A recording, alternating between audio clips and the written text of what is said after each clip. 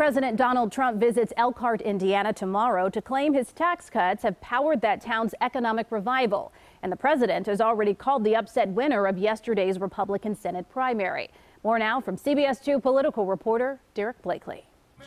Some say wealthy businessman Mike Braun was the most Trump-like candidate in the three-way GOP primary.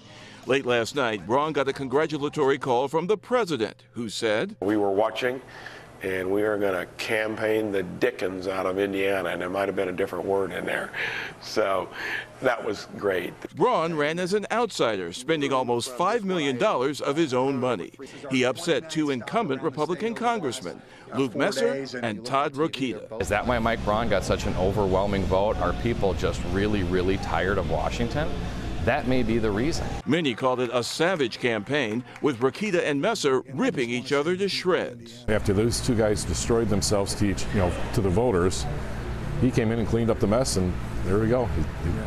He set the table for him perfectly. Now Braun setting the table for Trump's visit, with hefty praise for the president's tax cuts. With the fruits of our labor and the fact that we've got more jingle in our pocket, we've got to prove to people across the country that free enterprise works. Come November, Braun will take on Democratic Senator Joe Donnelly.